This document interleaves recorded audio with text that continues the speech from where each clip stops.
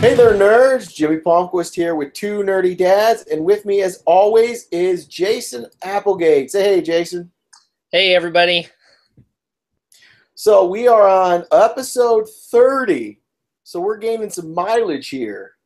Wow. I know, and if I'm not mistaken, Jason is coming from the heartland today, the middle of Yeah. nowhere. Jason, where are you? I am in LeClaire, Iowa, which is right off of the Mississippi, right across the border from Illinois. So, not quite the middle of nowhere, but yes, definitely more Midwest, maybe even than Michigan is, if you could say that. Build it, and they will come. That's right. That's right. Find a cornfield and Yankee players will show up. Although Bill Murray was around today, so that was kind of cool. He must have gotten lost. It was the John Deere Classic Golf Tournament, so, Caddyshack and all that. Very nice. Very nice. I heard he met the Dalai Lama once. So what do we have on the dock today, Jason?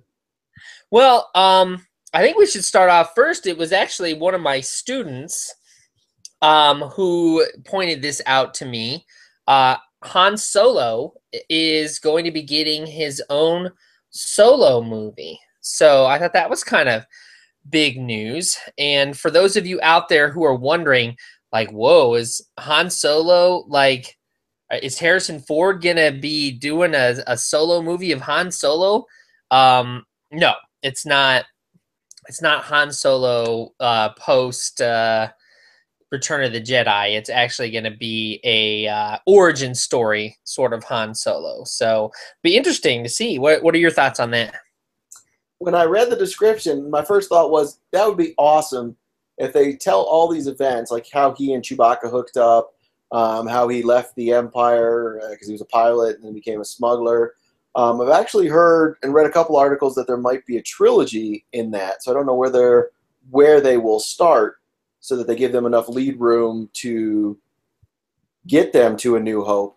But I was like, how cool would it be at the end of whatever this Han Solo thing is, you just see Han Solo and Chewbacca land in Mos Eisley, and they're heading to the cantina. I'm like, that would be funny. Just, here we go. We're going to leave off right as we go into A New Hope.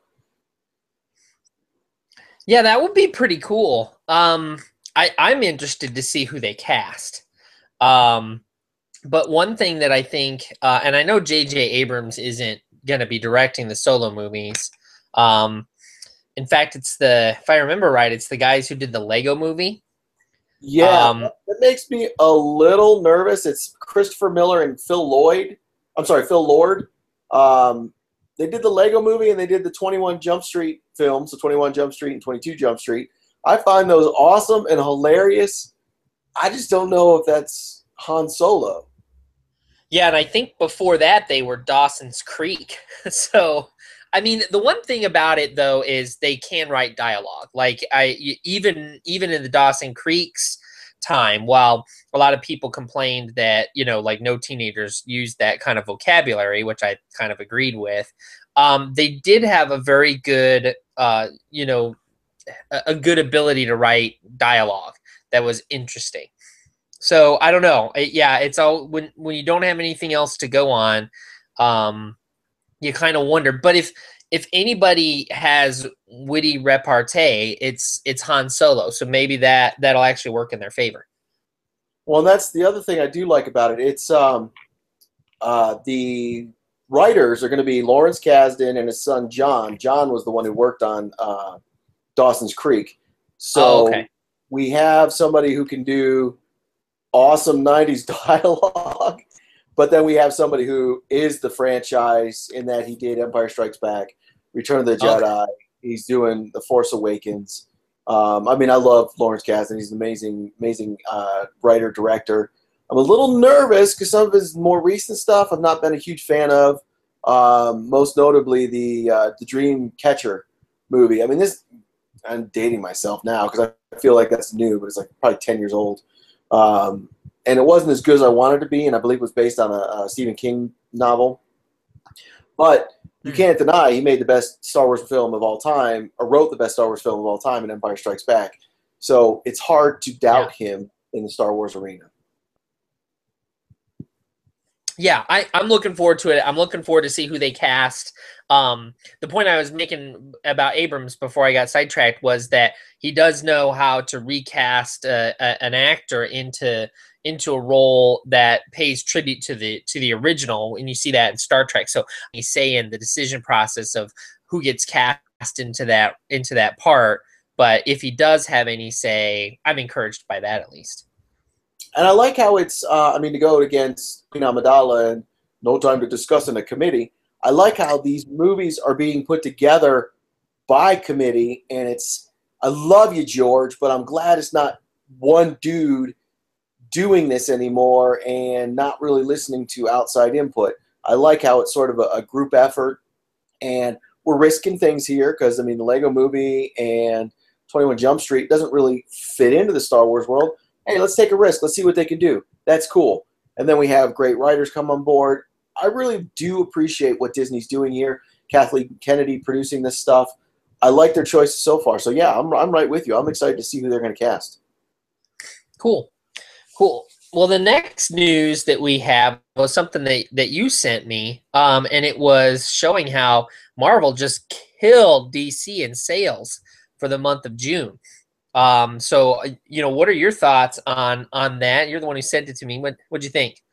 Well, the main reason I sent it is we've been going back and forth with Convergence and how I hated it. Yeah. I think we're on board with just not liking it at all. And there's really one thing you can look at to see if it was good or not. Even if a reviewer said, this is fantastic, but when you look at the sales and the sales on a book specifically with that company and you go, holy crap, Marvel was almost at 41% of the market, and DC nosedived to 25%. So they were only at 25% of the market. That's huge. And to me, that's a sign of what they're writing, what they wrote, and where they're going, and the faith that the nerds have in that company. And Convergence sucked, DC. What were you thinking? And even the marketing and everything, it sucked. And then, this was funny, I don't know if you saw this, I did a review of Batman 41, Justice League 41, and Robin, son of Batman. And I'm sorry, Damian, son of Batman. And I was prefacing everything with, I did not finish Convergence. I hated it so bad. I read the first 3 issues, and I just finished it. I wasn't going to waste my time. So I apologize if something from there came into these books and I don't know about it. I apologize. So I'm just reviewing these as my knowledge from the New 52 and this book itself. And one of the comments in the review was, Convergence sucked. They kept saying that it was going to reboot the universe and DC was going to make this the clean slate, and nothing happened and nothing changed. And I'm like, what a dumb event. What an absolutely dumb event if they had pitched it otherwise. Yeah, the comic book store guy that I get my comics from is on board with us too, and he said that Marvel knows how to do the big events because they have a basic formula for it. And he said the Secret Wars was really set up to succeed because it's Marvel's greatest hits. Like, that's basically what it is. Like, in each title that's a tie-in, which is like they're all there's a ridiculous number of them, is like, targeted towards a certain group of people who, that's my favorite. Like, you and I might pick up the Age of Apocalypse one because we're all about part of when we were big into comics. We both love Old Man Logan, so I got those 2 issues. So I think they were really smart from a marketing standpoint to do it that way. To come to DC's defense a little bit, not with Convergence, because I am 100% with you. It was terrible.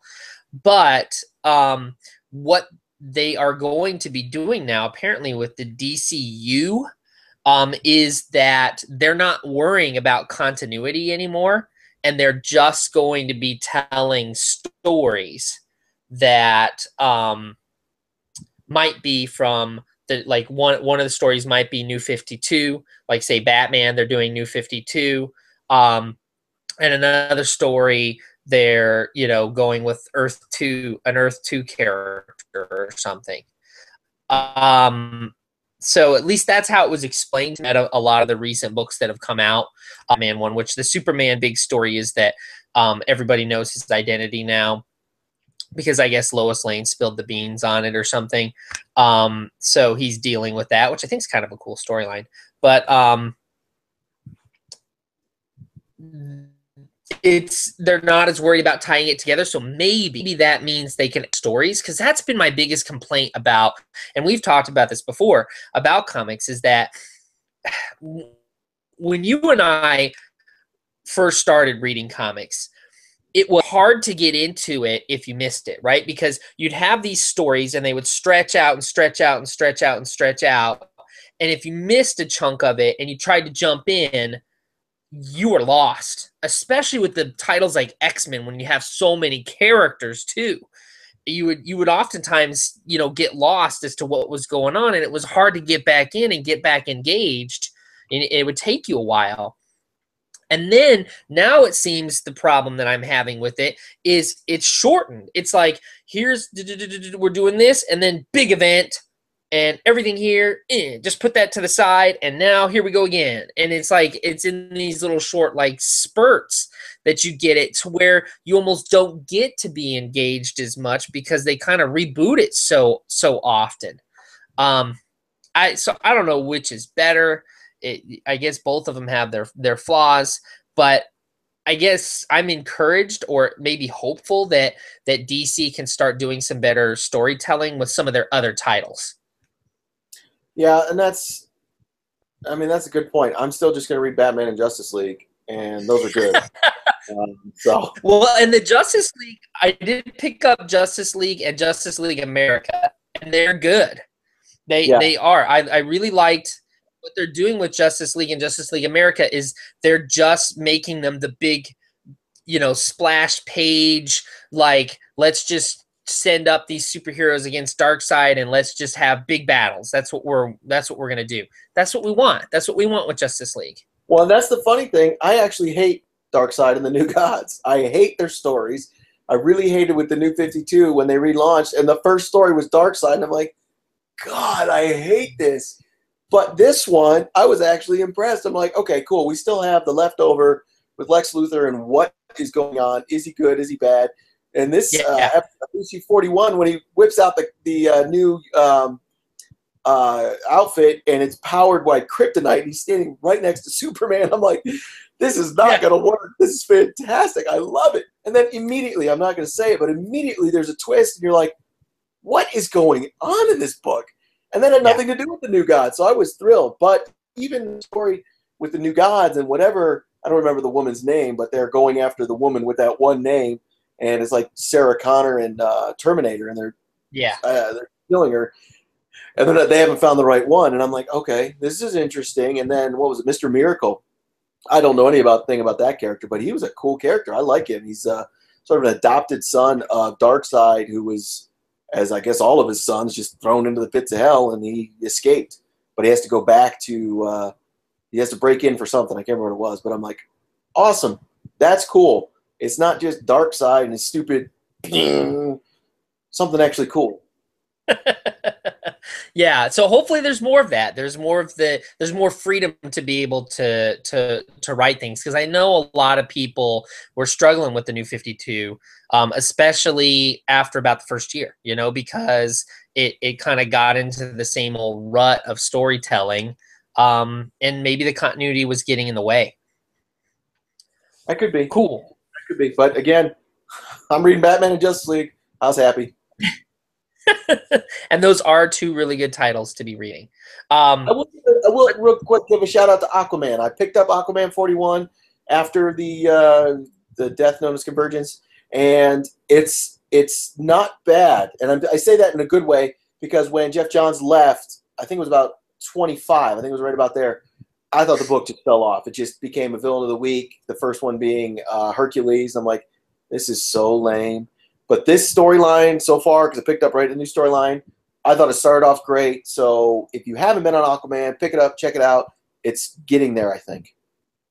So good time to jump into Aquaman then, huh? Yeah. Maybe I'll have to do that because I always keep wanting to give it a shot, but you know, I keep falling back on the talking to fish thing and lamest superhero ever, but probably not. Nice, nice. Did you see the Instagram photo of what's his face, Jason Momoa and Gal Gadot? It was just an informal little selfie that they No. took together. It was blown up. It was trending on Twitter. Yeah, it was just sort of, you know, informal. They weren't like at a red carpet event or anything like that. So it's kind of cool. Kind of cool. I like that. That's cool. I did Yeah. see a new Deadpool poster. He's like stepping out of a cab, like he's standing in front of a cab, and all it says at the top, another stupid movie poster. And I'm like, awesome. Deadpool, my hero. Yeah, I think that movie is really, really going to be good. Like it reminds me of when I was seeing stuff about Guardians, and I was like, that movie's going to be good. I'm telling you, it'll be awesome. And it was. And so I'm hoping that that Daredevil follows suit. I liked the San Diego Comic-Con promo where he's got the sombrero on and it says San Diego por favor, and he's got a sign like he's hitchhiking there. That was a nice one too. But that movie poster sounds awesome. Yeah, it's cool. It's very cool. Speaking of Marvel, what else happened in the Marvel universe?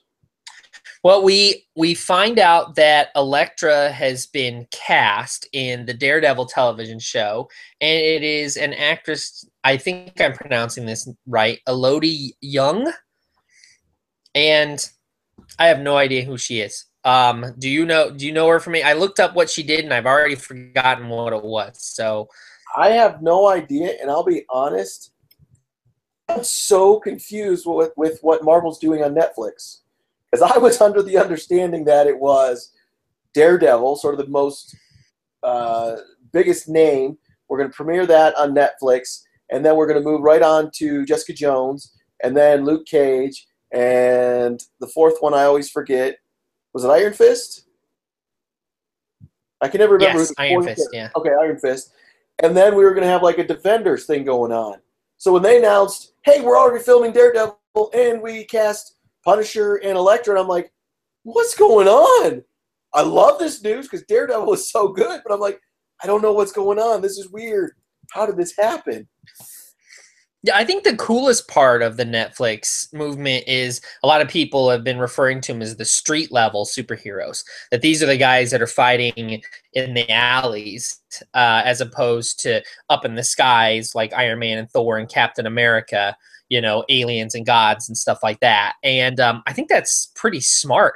You know, I think the storytelling lends itself really well to a series to do the street fighting kind of storylines. You know, as far as like what their overall plan is and if they're all going to kind of mesh together and then we'll have this thing that goes off, I have no idea. I think it would be awesome. I think if they did that, it would make better for a film. You know, for all of this series to kind of come to release the Defenders film, rather than make that a series, because I feel like it just wouldn't work. And I think it would be, the timing's off. And this is total fanboy. Guys, don't yell at me. This is fanboy. The timing's off in that, how cool would it have been to do all this, and then it all leads into Civil War. So we have these characters from the TV show and the Agents of S.H.I.E.L.D. show, and they all end up in the movie, and it's this huge event. 2 movies, of course, at least. Except now, because that's already happening, and the next Captain America is the Civil War, I think it's right for that. So I think this would be more of the Infinity Gauntlet story, which is 2 movies. So I don't know how that'll work. I don't know if that'll work as well in my mind. I'm sure Marvel is way smarter than me. I'll give them that this time. But it just would have been cool if that had worked out for Civil War. Yeah, there is the possibility that would work out for Infinity War. So who knows?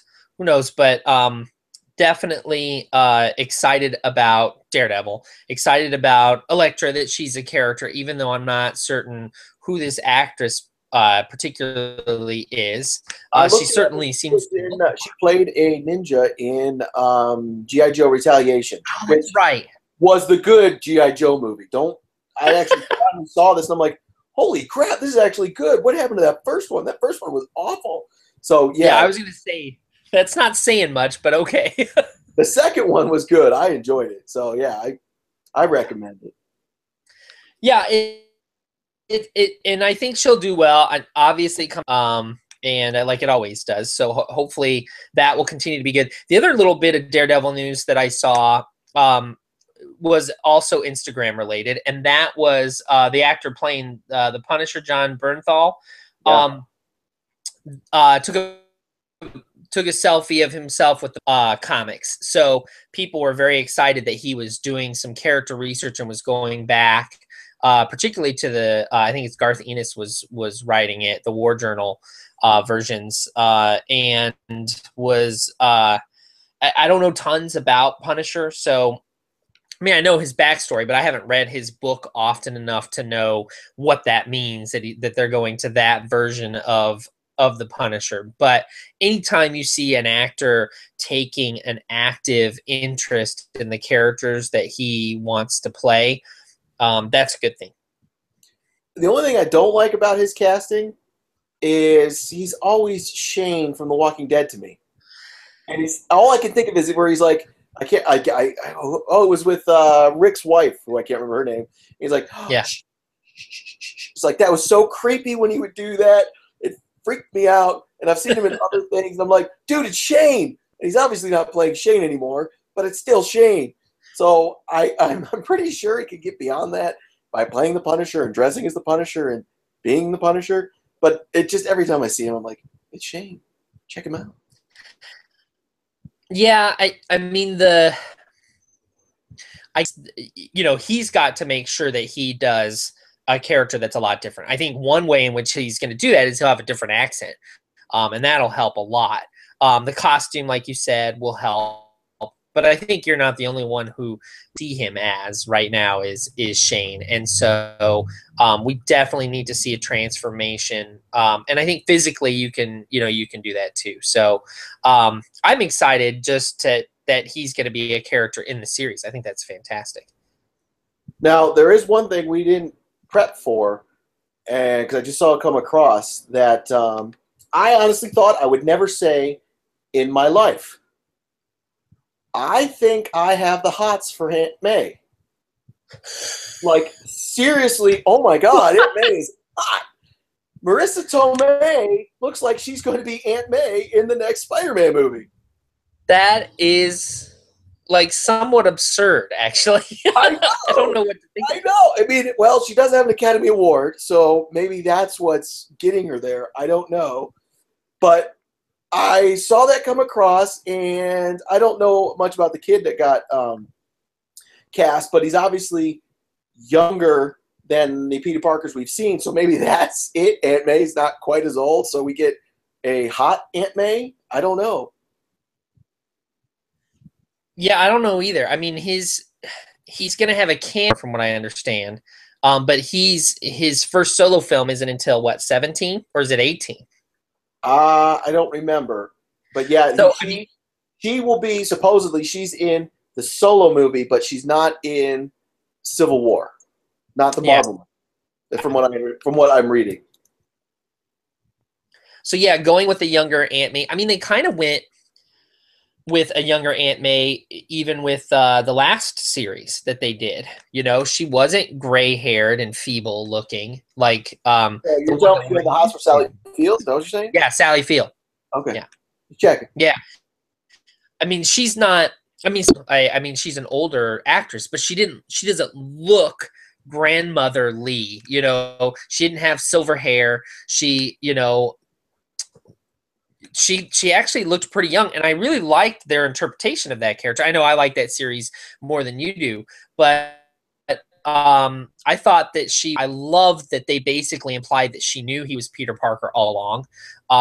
And I think that that's cool, and I hope that they continue that sort of trend with a stronger, more outspoken. And I think that Tomei might fit that really well. But yeah, doesn't that make us feel old that Marissa Tomei is an Aunt May age? Woo!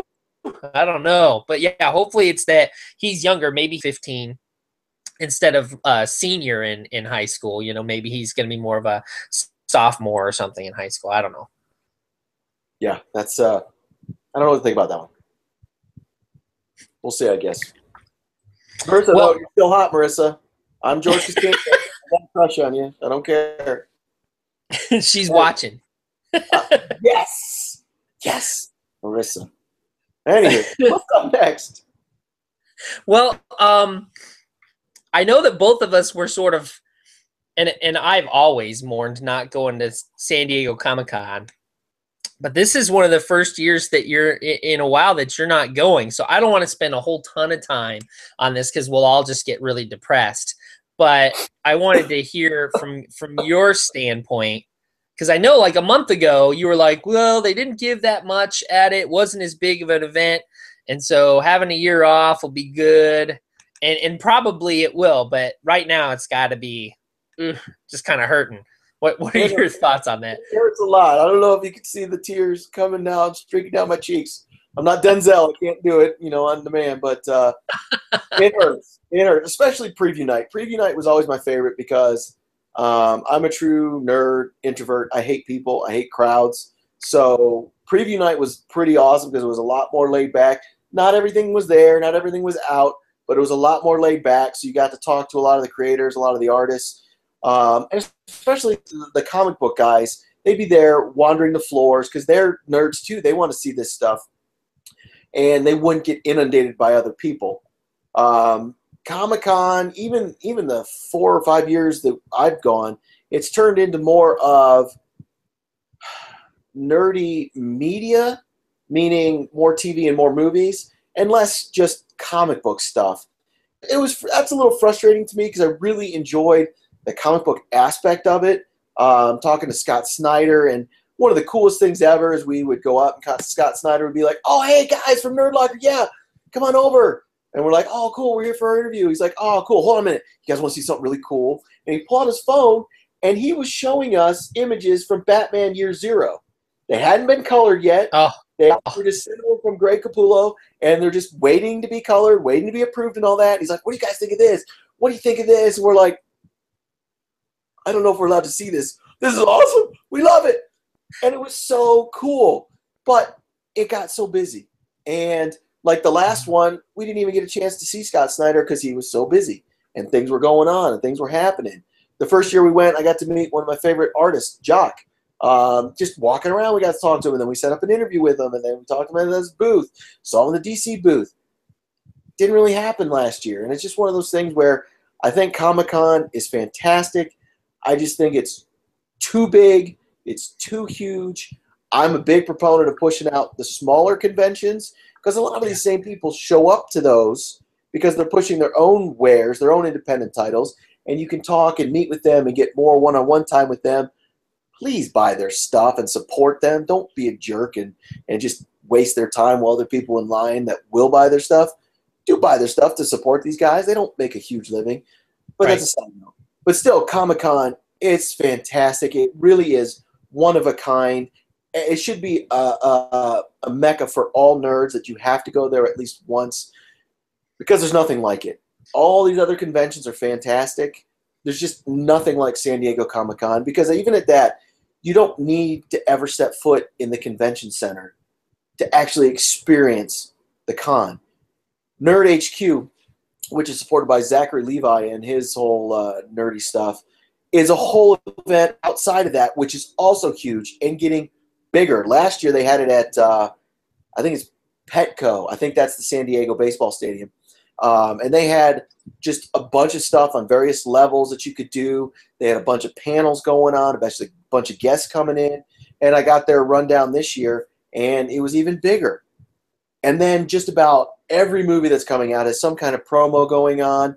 Last year, Assassin's Creed had a huge parkour course set up outside. So these things you don't even have to pay for. You don't even have to go into the convention center. There's just a ton of awesome stuff there. So yes, I am missing it. I'm going through withdrawal. I'll probably end up in the corner, drugged out because I didn't get my fix. But at the same time, man, it's 5 days of work, especially doing it for Nerdlocker. There's not there's not a lot of downtime for us to just go do the things we want to do as nerds. Forget about waiting in lines because we're on a schedule to go film this segment or do this interview or what have you. So that was the part that kind of got to me, was as it got more crowded. Specifically, one of my favorite things was the Mondo booth where they sell the posters that I love, like this Daredevil one behind me from Tom Whalen. That line just became like a 2-hour line, and that wasn't even released yet. You didn't know what was being released. So it was like, so I got to stand here for 2 hours on the hopes that I like this poster. And I'm like, I last year I didn't wait in any lines. The only thing I got was something from Jason Edmiston, who I absolutely love. It was the little Ewok who's holding a little picture of Leia. Love that. But that was all. I got worn out from the lines and the people. But yeah, it's the Super Bowl of comic books and the nerdy universe. So every year that gets to be a bigger and bigger event, and it's not surprising it's the same way. So cool. Well, I wanted to make sure that we at least touched base on that. But Jurassic World has come out since we last talked, and I know both of us have seen that. What was your opinion of it? What did you like? I saw it not kind of opening night on June 12th. I honestly don't know when opening nights are anymore because a lot of them do it like the Thursday before, and I'm like, I'm too old for that crap. So I did it that opening weekend, and I know a lot of people were like, well, it's not the original, it's not as good. It's like, I don't care. It was a fantastic popcorn flick. There was special effects on the screen. I know where my money was. It was right there. It was silly. It was goofy. Christopher Pratt is amazing. I had no clue Vincent D'Onofrio was in the movie till I saw it. I don't know how I missed that. I just loved it. Loved it. And it's funny because going back and watching the first three, which I did afterwards with James, a lot of people were complaining, oh, it's just a long ad for Mercedes because all the cars are Mercedes. Going back and watching them, the cars, not the Jeeps, but the cars that were used around the facility were also Mercedes. And I'm like, that's great continuity. I love that. So, yeah, I thoroughly enjoyed the movie. I'm shocked it's doing as well as it's doing. That's fantastic. Good for you guys. No, it's not the original, but nothing's going to be the original. I definitely think it's the second best one in the franchise. Highly recommend it. What do you think?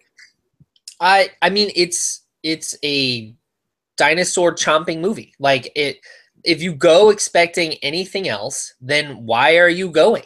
You know, and so if you go expecting to see dinosaurs chomp people and dinosaurs chomp dinosaurs, then you're going to be satisfied, and you'll get a little bit of Chris Pratt wittiness, and you know you'll get over the ridiculous story plot holes, and you know the D'Onofrio character not really making sense about turning raptor. Who cares? Enjoy dinosaurs chomping dinosaurs. Channel your inner 8-year-old and be happy. That's what I think. And yeah, I think it was good. I took my kids to it. They both enjoyed it. So I was really satisfied with it as a whole. I also got to see. Good. Go ahead.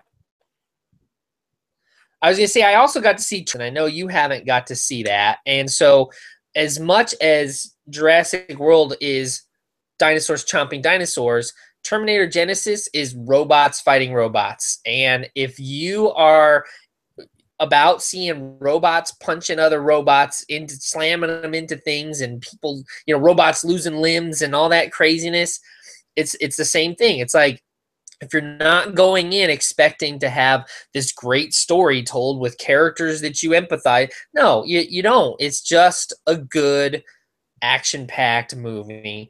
And I actually was pretty impressed with Schwarzenegger's performance. I thought it might be his best performance as the Terminator. I mean, he was really, really good and funny.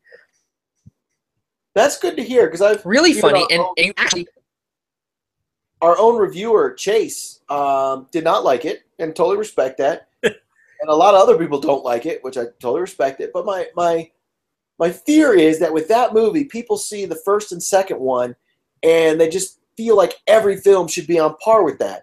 And the second one, Judgment Day, was phenomenal. To me, it's better than the first one. It's made one of the best films ever made.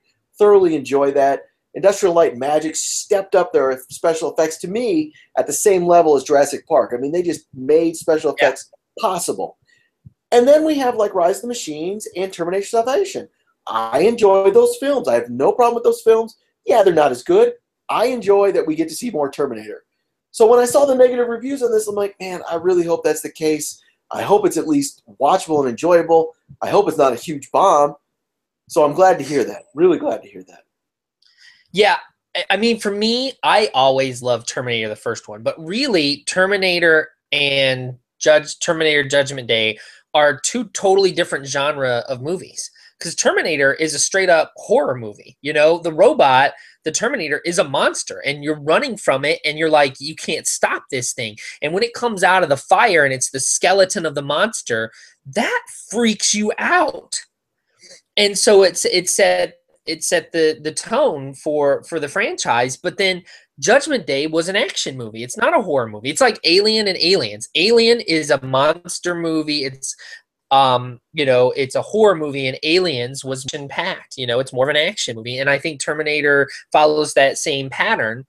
And then everything after that was just an action movie, and they're never going to live up to the original. I mean, you usually don't.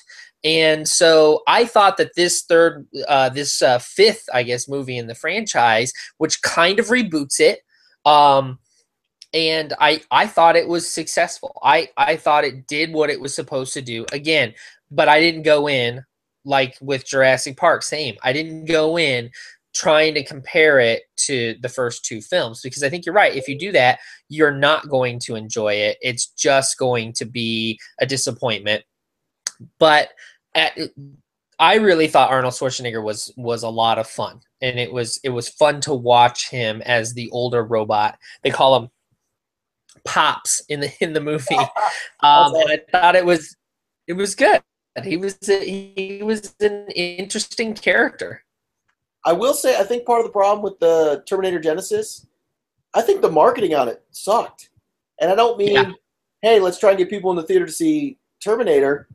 I thought the first trailers, which gave us a sneak peek at them rewriting history, specifically with Sarah Connor reaching out to Kyle Reese, come with me if you want to live.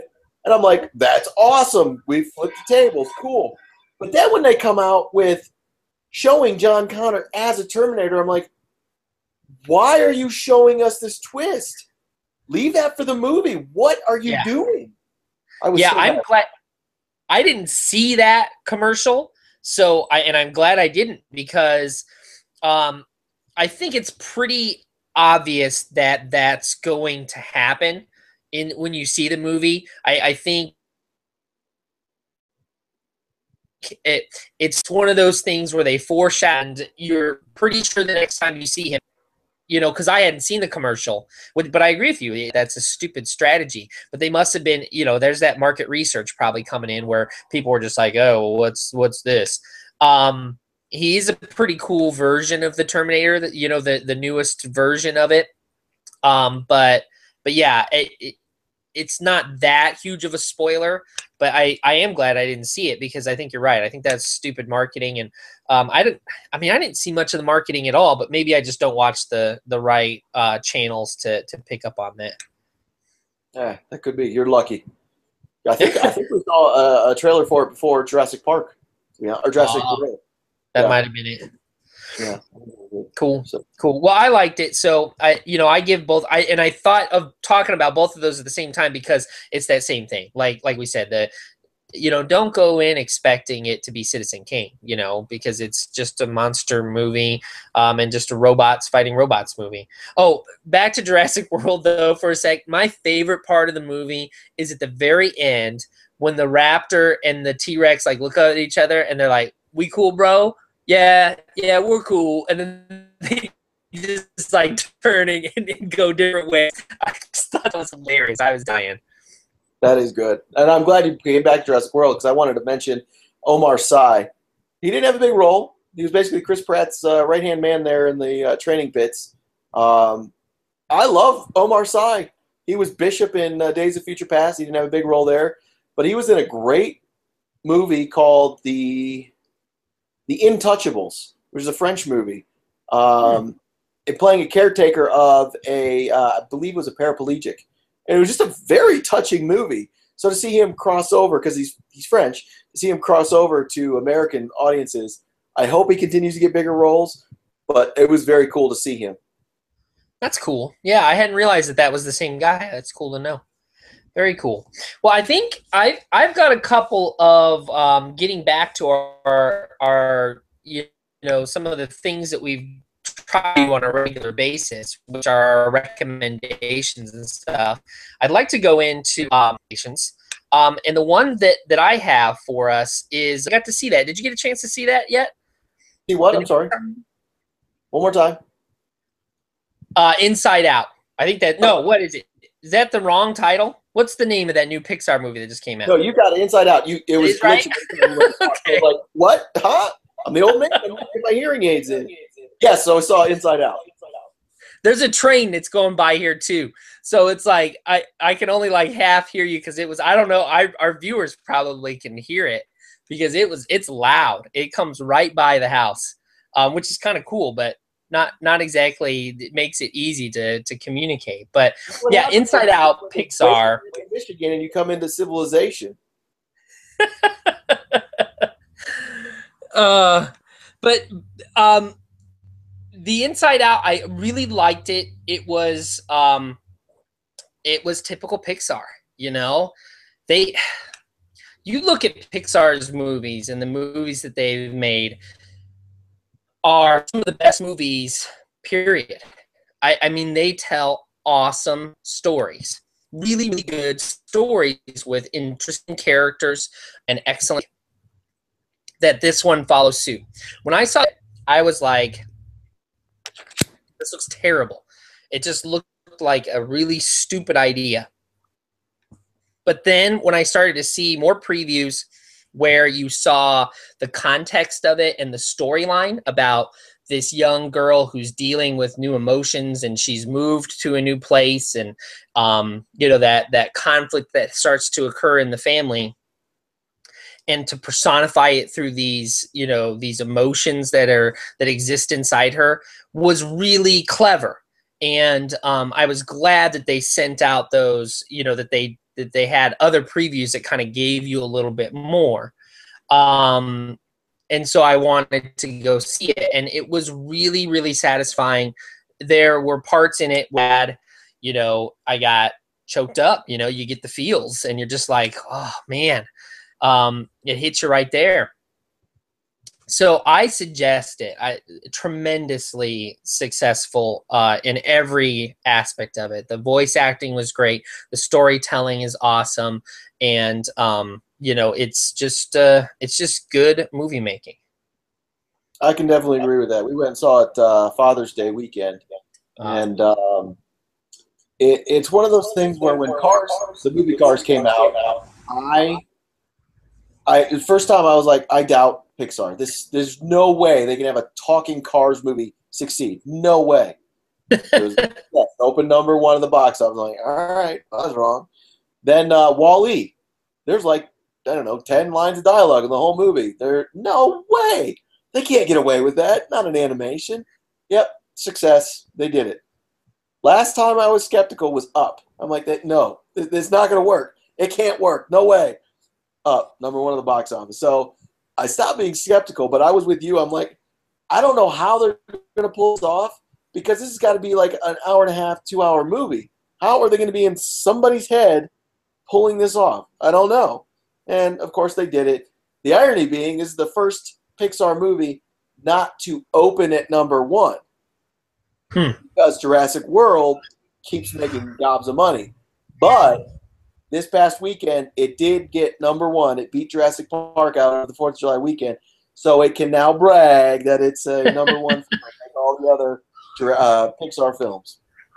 Yeah, and it definitely deserves that, because it's good storytelling, totally good storytelling, as my family is kind of coming in. So if you're hearing the background noise, that's them. So they are chiming. Did you guys like Inside Out, the movie? Mm-hmm. Yeah? What was your favorite part? Probably when You don't remember?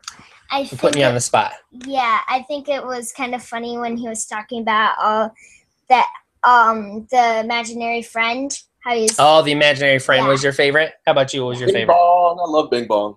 Yeah, Bing Bong. What was yours? Probably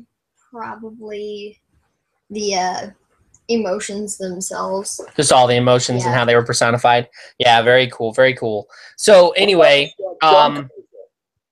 definitely my family recommendation. Because it's so, I mean, that happens to us all the time where that stupid jingling from that gum commercial just pops in your head and you're like, who put that there? And you're like, yeah, that happens. Yeah, I completely forgot about that. That was very, very, very amusing. So definitely worth seeing. That's my family recommendation. How about for you, Jimmy? Do you have a family recommendation? Well, we had a cool little event this past weekend in that I was flipping through the channels, and one of the Stars channels was Legend, the fabulous Tom Cruise, Tim Curry movie from back in the 80s. And James saw it and he goes, ooh, what's that? And I'm like, no, you can't watch it. That's really scary. It was with like Lucifer and the devil, and no, we're not going to watch it. He goes, but Daddy, I love watching 80s movies that you saw as a kid. And I turned to him, and I seriously almost got a little trickle tear in my eye. I'm like, dude, that is the coolest thing you have ever said to me. I'll tell you what, buddy. We hopped on Netflix, and we found War Games, so we watched War Games. And I don't think he was nearly as enamored as I wanted him to be, but he sat and he watched it with me. And Matthew Broderick, you forget how young he was in that because you remember Ferris Bueller's Day Off, but you see that and you're like, oh my God, he was even younger in that one. And then Ali Sheedy is beautiful in that movie. But it's just such a great movie. And other than the technology itself, like using discs and the modem with the phone, it's actually still a very pertinent movie. The things that happen totally could happen today, like Sony getting hacked and all the emails coming out. It's like, yeah, that's kind of scary. So it's still a good, well-written movie.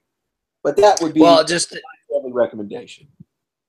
That's an awesome one. And to talk to your point, in Terminator Genesis, that's what Skynet does, is it launches all the missiles on each other. So totally still pertinent. But yeah, that's awesome. And I have to say, good call about the 80s, switching to the War Games from Legend. Because yeah, I think Legend's a bit much. And I think that's a parenting win for you as well. I think it could qualify as that.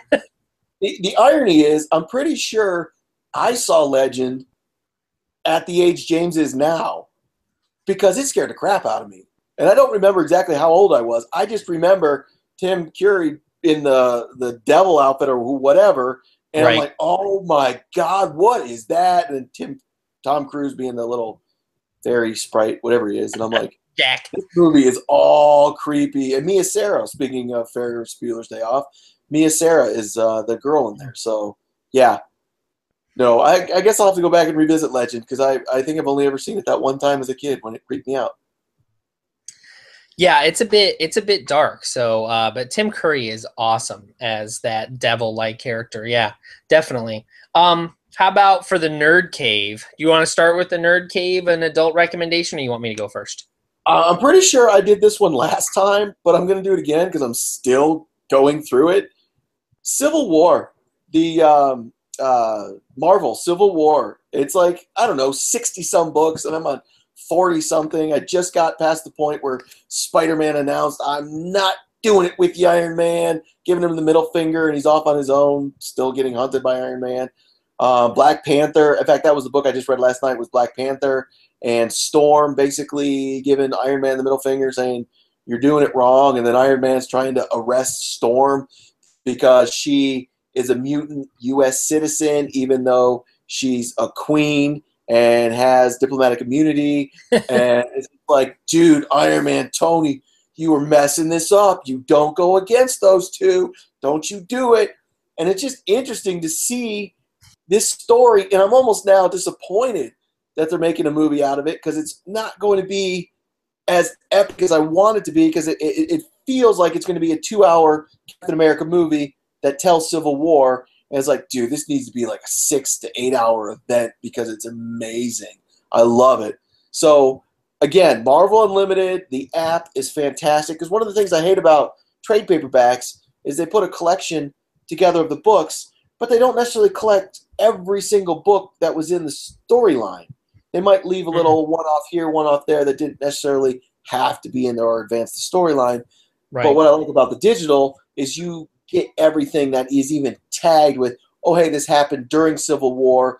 It might not directly pertain, but it references it so you can read it as well. So I highly recommend, if you haven't read Marvel Civil War, read it. It's fantastic. Again, I'm not done with it, so it might be next week's pick too. Who knows? But that's what I would recommend. It's my nerd cave. How about you? Yeah, Civil War is awesome. I'm pretty sure that if you're expecting the Captain America to live up to that whole scope of a storyline, you're in trouble, right? Because I think you're exactly right. It would need to be like a series. It couldn't be. It would have to be multiple films, or even better yet, a Netflix series or something like that. But I think the premise is going to still be there. I think you're going to see Captain America and Iron Man take different sides of things. I think that'll be interesting. My nerd cave is definitely an adults only one, and that is True Detective. I've been watching season 2 of that, which just its 3rd episode just came out on Sunday, and I don't like it. I don't like season 2, so I went back and was watching season 1, and that's what my recommendation is to watch season 1. If you haven't watched season 1 yet, you should watch it, because if you're watching season 2 and you're like, I just don't know. Maybe it'll get better because it'll pick up. But season 1, you were in it right away. And I think that part of the issue with 2 is that there are too many characters. And so the storyline's getting too, like, it's splitting off in too many different directions. So hopefully it kind of comes back together and goes in an interesting direction. But season 1's fantastic. Matthew McConaughey, and I never liked him before. He drove me crazy. I thought he was a terrible actor.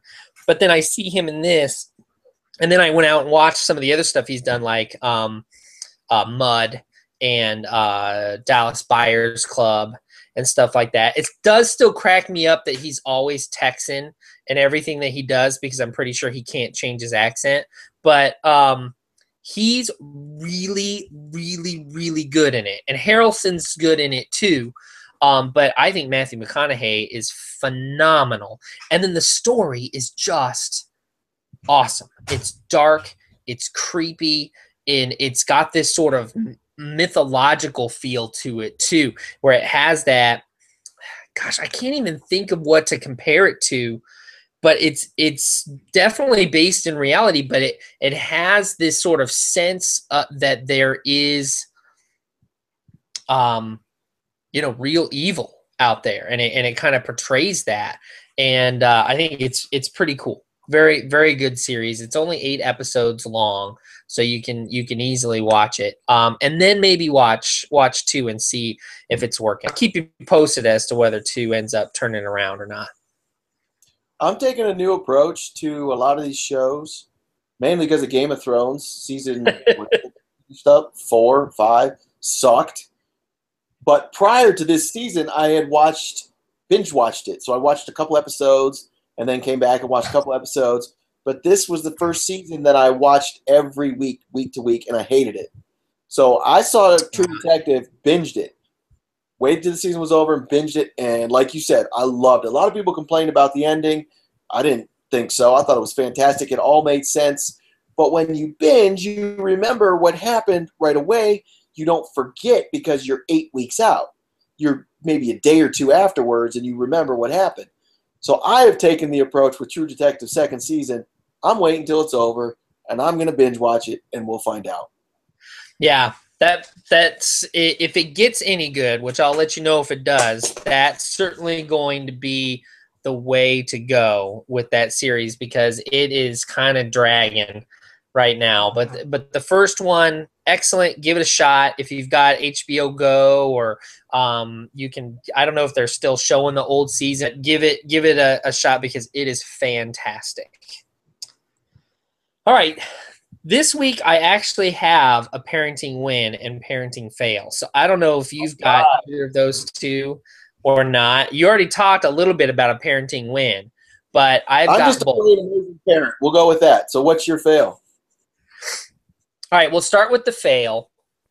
My parenting fail is it was an accidental parenting fail on both of our parts in that we got a little comfortable with our son, who's now 11, watching Doctor Who episodes. And he got really comfortable watching Doctor Who episodes.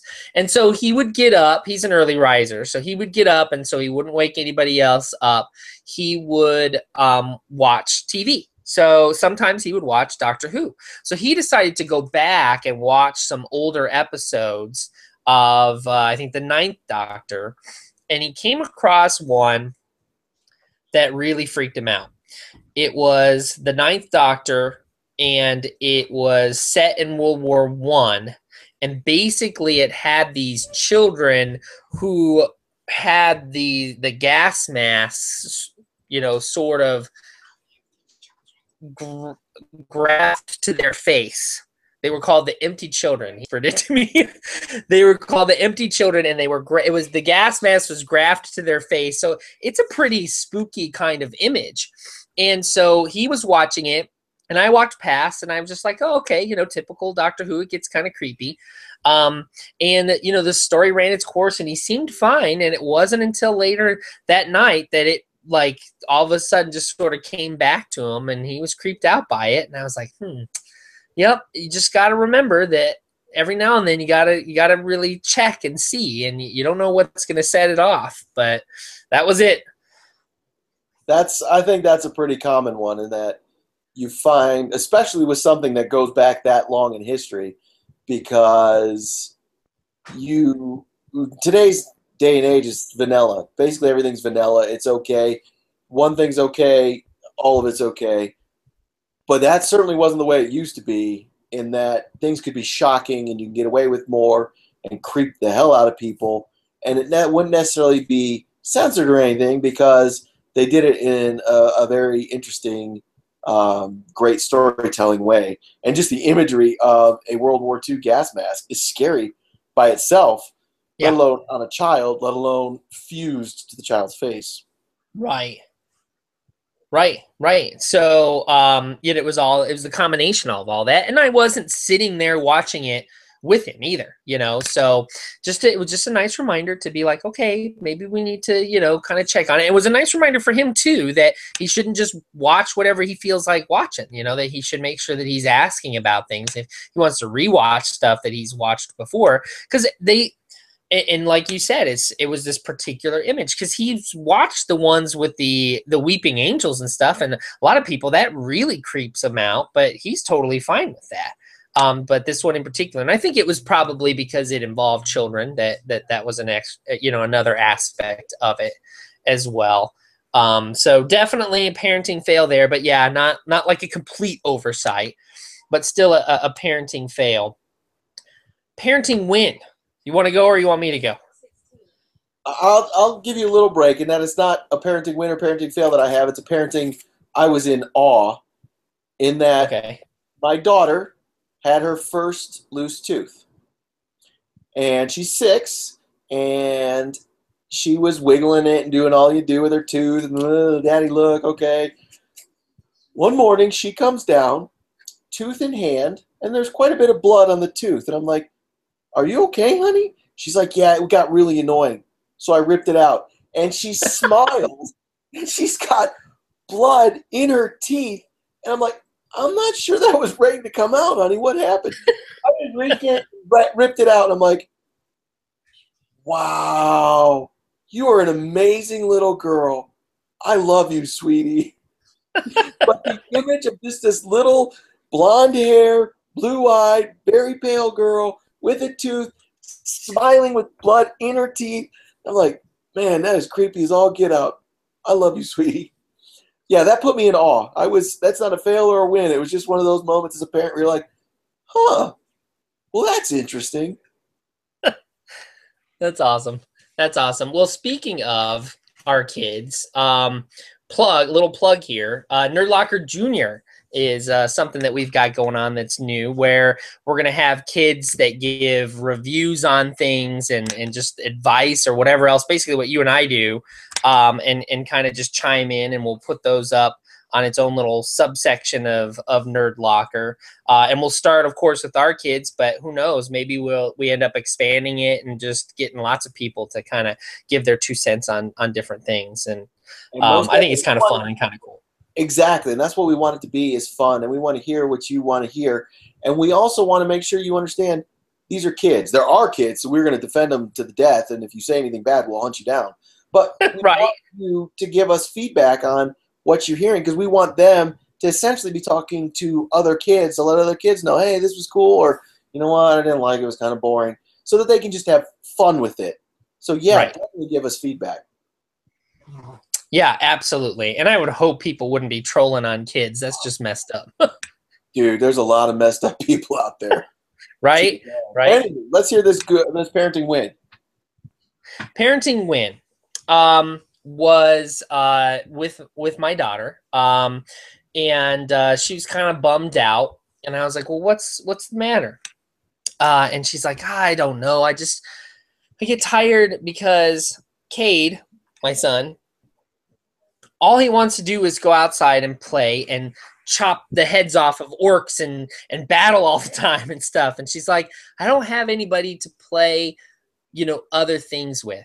And I was like, well, okay, well, what do you want to play? So we played what she called, after we were done, Animal Tech, which was this corporation that she was the head of, where she used her tablet and found injured animals, which she proceeded to draw out on chalk on the floor in the backyard, on the cement on the sidewalk, and we would track them down and help them out. And sometimes it meant we released them back into the wild. Sometimes it meant that we, found a place for them. Like there was an octopus who was injured, and we had determined that it wasn't safe to put it back out because it didn't have its ink. We had to remove whatever gland it was that allowed it to shoot out ink. And since it didn't have that anymore, it might really not be safe to be in the wild. So we donated it to an aquarium, and they kept it there. Her first was a manatee. She's really big into manatees right now, which is kind of just hilarious. But that was the first one, and it was a baby, and we released it back to its mom. So it's just one of those moments where you were just like, yep, this is what being a dad's all about. This is just the way to go. And it was just fun to have that time where we could just do something that she wanted to do, and see how satisfied she was with that whole thing. So I'm sure there will be many more adventures in Animal Tech in the future. That is amazing, Jason. Amazing. And I'm not kidding, because I think, obviously, we were little boys once upon a time, and killing orcs is right up our alley, and that makes sense to us. Hearing a little girl's imagination, never in a million years would I have ever thought of a game like that. And to hear that game, which sounds amazing, that is awesome. Good for her. Good for you, dude. Great game. Yeah, and it also won me points with the wife, too. So that's another good parenting win. Anytime you can do that, that's good. Good on you, man. Very good. Very cool. Awesome.